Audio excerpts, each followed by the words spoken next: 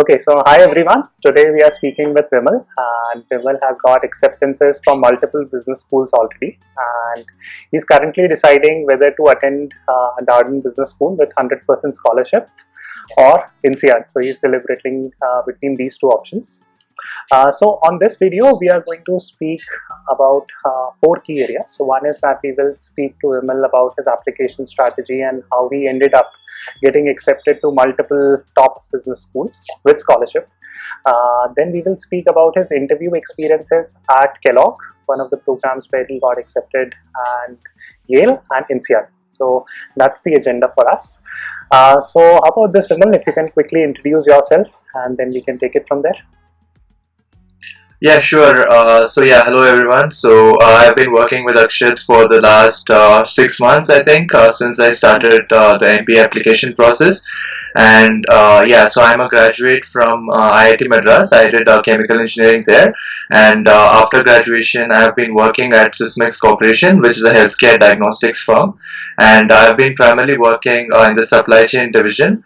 And I have been based out of Japan for like around 3.5 years, and Germany for like around 1 year. After this point, in order to pursue furthermore like diverse interests, and I wanted to move into consulting in the short term in order to diversify my perspective, and I also wanted to take a career break and understand more about business. So I decided to apply to business schools, and that's how I met Akshat, and that's how I started applying to schools. Okay, wonderful. So just a brief note on your acceptances to different business school. If you can quickly elaborate more on that, how much scholarship you have received from each of those programs, which programs you applied and got through. Yeah, frankly, I was really insecure about my profile. So in the inside, it was not necessary. So I applied to 7 schools in one round 2, and I wouldn't suggest this to anyone. So anyone who's thinking of applying to so many schools, please split it across round 1 and round 2, which would be my suggestion. So coming back to the question, so the schools that I applied to were MIT Sloan for their LGO program.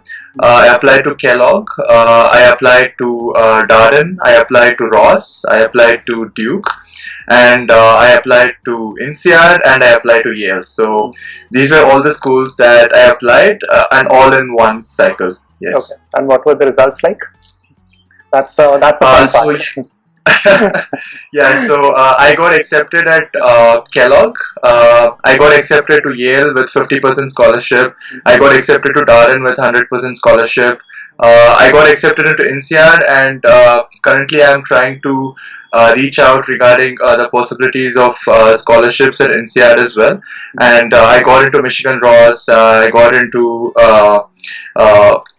Kellogg, did I mention? Yeah, I already mentioned. So I got waitlisted at Duke. I don't know why. And then I also got dinged at MIT Sloan. LGO program. Okay, so basically 5 acceptances out of 7 applications. So this is like fantastic, with 100% scholarship from Darden and a very innovative offer from INSEAD, which we will speak about on our INSEAD video.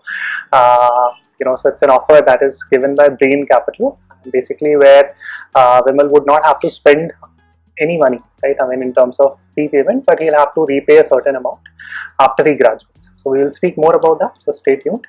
So about your application strategy, if you can quickly cover what are the areas that you were skeptical about in your profile, and how did your thought process change as you started applying to business?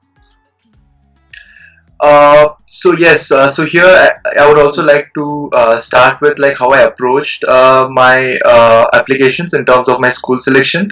I knew about the innovative funding scheme of INSEAD, and I also felt that I was culturally fit for INSEAD. Reason why I applied to INSEAD, because of the fit, as well as because of the innovative financial scheme, which we'll speak about later.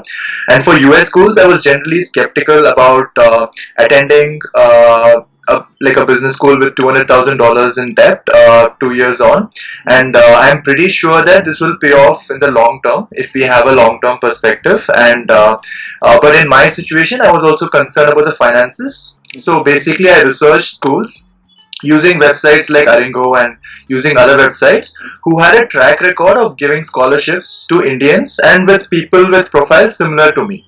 and that is why and also with strengths in consulting. So that is why I selected like Kellogg and Darden and Ross and also MIT Sloan, because they have a track record of giving scholarships to people with similar profiles as me. And to answer the question regarding, what were my strengths and weaknesses going into this process? So I felt that my key strengths were that I had a 760 GMAT score, which I think is generally above average of all the business schools that I applied to. So I'm from IIT, so that is a brand value there. And I've had a lot of global experiences. So I've worked in Japan for like more than 3 years. I can speak Japanese fluently, and I've been in Germany for around 1 year. So these were like, I felt like three key strengths that I had. In terms of weaknesses and why I was insecure about my profile was that my work experience, though it was interesting and a bit non-conventional for an IIT grad, it's also the brand name is not so well known. So in general, people applying to business schools from India, they have very good brand names like Goldman Sachs or P&G or HUL as their full-time job. And since I realized that I didn't have that brand, so that was a negative. And one more negative was that my participation in volunteer activities was limited to the corporate social responsibilities of my company and a few other activities which were not having any impact. So this was, another weakness that I realized going into the process. So these were the key strengths and weaknesses of my profile. Okay, wonderful. So in terms of essay writing, what are the areas that you struggled with? If you can comment a little bit on that front. Yeah, so essay writing basically, so going into this process, I was not at all comfortable with writing essays, and that is why I really wanted to work with a consultant because, like GMAT, you're kind of used to giving exams like as an Indian graduate, and those are kind of processes that you can just grind through. But for essays, like the how you open it and how you end the essay, and what kind of message you sent across in the limited wording is quite important, I would say, and I felt the entire process quite difficult. And so initially, I think I was just trying to give a lot of boatloads of stories and informations to Akshat, and then slowly you helped me structure each of those stories, and you gave me like a structure that I could use, and then we started refining it and so on. And so it was kind of a relief to me personally that I didn't have to think a lot about how I structure my essays or how I polish it. So I could focus more on the content perspective, content generation, and I always knew that you had my back in terms of structuring. So that was very very helpful for me, for the essay writing itself. Yeah. Got it. So brilliant. So I would not ask you to praise me right, on the video. It No, was I'm just telling it seriously. Yeah. All right, brilliant. So thanks for that. So I'll keep this informative. Yeah. So, okay. So now, in terms of the importance of GMAT versus the importance of essays, how would you, from your own research, what would be your take on it? Because on the face value, you're from an IIT, you have a 760 GMAT, and a lot of people watching this video would get intimidated by those stats. I have also worked with one of Vimal's classmates who had a relatively lesser score, and he got into a top business school as well. So if you can keep that in mind and sort of share your perspective on essays versus GMAT, the importance of both. Yeah, so this is a very difficult question, to answer because of course even you have been working in admissions for a long time, so you would also know. So for me, from my perspective, it was that that GMAT was the only thing which could be controlled. Yeah. And I felt that in terms of admits, if you are near the median, or if you're an Indian candidate, if you're maybe 10 points or 20 points above the median GMAT of the school, I think you should be fine. With really good essays and with an all-round profile, I think it's fine to have a GMAT of 730 for a school which has an average of 720 to be safe. right? So of course you can have 720 and 710 and still get in comfortably if your other parts are really strong. But if you want to be really safe about that, maybe it's good to be near the median, and it's good to be slightly above the median. That's totally fine. But according to me, what I strongly feel is that GMAT is like a major criteria in scholarships, I would say.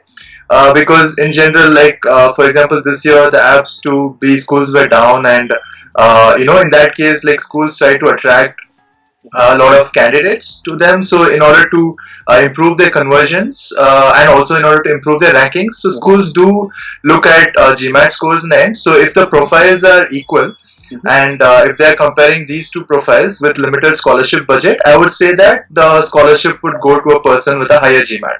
So scholarships are where I felt GMAT played a role. But in terms of admits, I would say that even if I had like a 740, maybe 730 or 740, I would have gotten admits, but I'm not sure about the scholarships. So that is my personal opinion on this. Sure. So I'll quickly summarize. I think you've stated quite a few interesting points.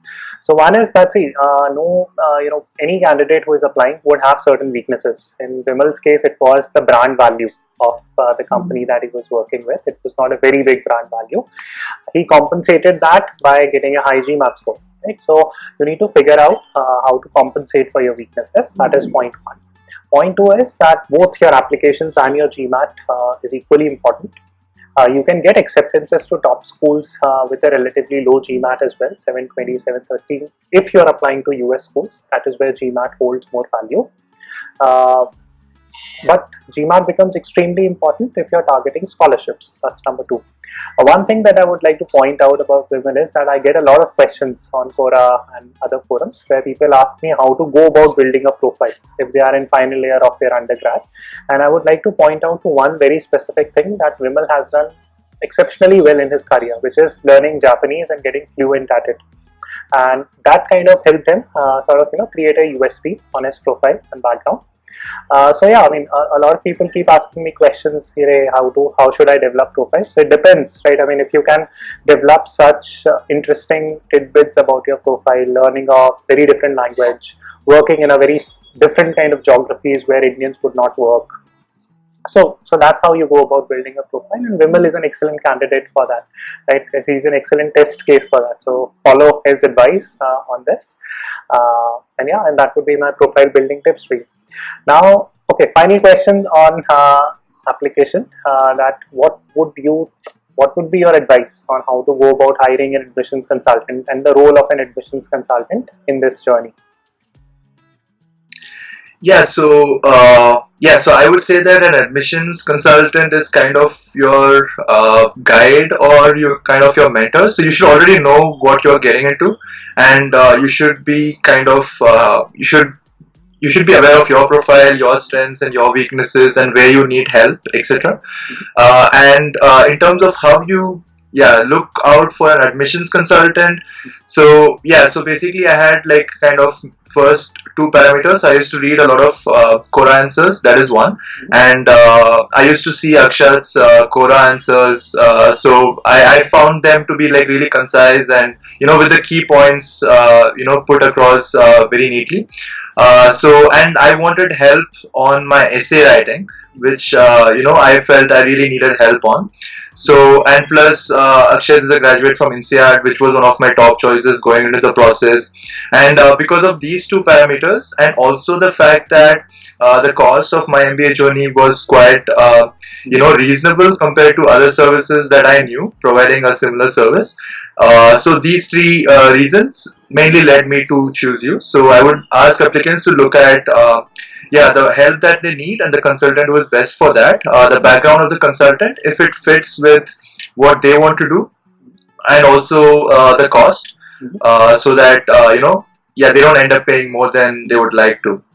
Alright, any final word of advice for people who are watching you and want to be like you, like few years down the line, getting acceptances to multiple business schools? What would be your 2 or 3 key tips? So my key tips would be that it's good if you can think about this early on, in terms of building your profile and so on. So frankly speaking, I was always on and off. So when I graduated from IIT, I did think about applying to business schools. So I wanted to build my profile and so on. But in between, I think after 1 or 2 years, I kind of left the idea of an MBA because I was like going in a really upward trajectory in my career and all that. But again, it came rushing back after 3-4 years of working. So if I would have continued my profile building, I would have maybe had a better profile by this time. So I would say people to stay focused and kind of stay committed in this process.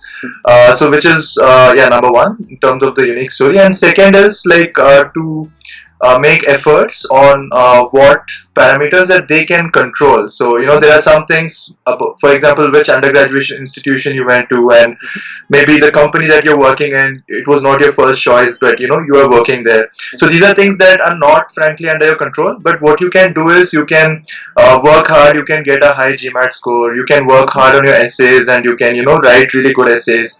So you should kind of work on the things that can be in your control.